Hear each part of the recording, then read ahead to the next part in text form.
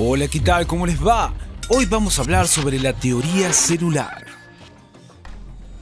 Bueno, para comenzar, decir que la teoría celular es uno de los más importantes y centrales postulados del campo de la biología moderna. Plantea que absolutamente todos los seres vivos están compuestos por células. Esto incluye a todos los organismos de nuestro planeta. También decir que esta teoría, además, describe el rol de las células en la historia evolutiva de la vida en el planeta. A partir de ello, explica las principales características de los seres vivientes. Continuemos hablando un poco más sobre esta teoría celular, particularmente hablar sobre su origen. Bueno, para comenzar, decir que los postulados de la teoría celular solo fueron posibles gracias a la invención del microscopio por el comerciante holandés Zacharias Janssen en 1590. Esta innovación fue modificada por el científico inglés Robert Hooke, creando en 1665 el microscopio que le permitió observar las primeras células. También decir que este personaje, Robert Hooke, acuñó el término célula definiéndolas como unidades básicas de organismos, lo cual llegó a esa conclusión observando solo tejidos muertos como por ejemplo el de un corcho. Continuemos hablando sobre esta teoría celular, particularmente en qué consiste dicha teoría. Bueno, para comenzar, decir que la teoría celular, como dijimos antes, centró los esfuerzos de la biología en la célula como estructura mínima de la vida. Entiende que toda forma de vida está basada en la célula, es decir, que todos los tejidos de las plantas, animales y hongos pueden ser descompuestos en células individuales, aunque únicas y diferenciadas. Sin embargo, las células de los animales, las células de las plantas o las células de los organismos unicelulares son muy diferentes entre sí. Además,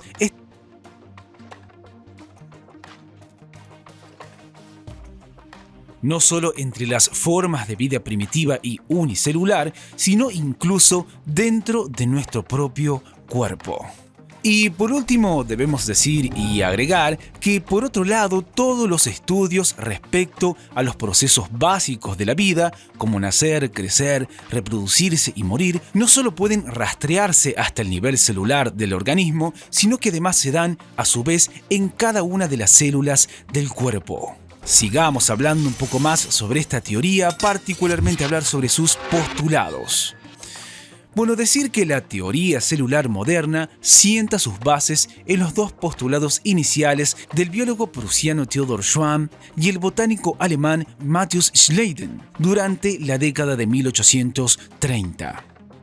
Comencemos con los postulados.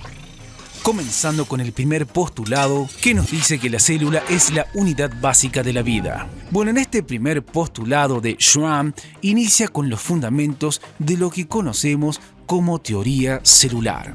Es decir, que esto significa que la célula es la unidad estructural, o sea, que todos los organismos están compuestos por células, es decir, la estructura básica de la vida. Continuemos hablando sobre el siguiente postulado, es decir, el segundo postulado, que nos dirá que toda la vida se compone de células.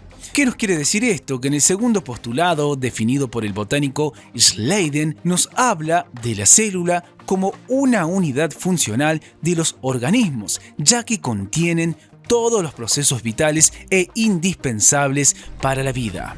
En este sentido, la teoría celular moderna define a la célula como una unidad reproductiva debido a su capacidad de generar otras células a través de divisiones celulares, como por ejemplo la mitosis y la meiosis. Continuemos con el siguiente postulado, en este caso el tercer postulado, que nos va a decir que todas las células provienen de otras células.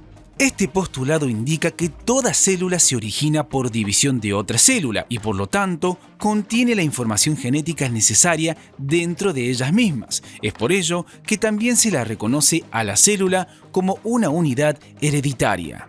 También debemos decir y agregar que este postulado es de Robert Remak, pero fue atribuido erróneamente a Virchow, quien fue conocido posteriormente por haber plagiado los estudios sobre las células.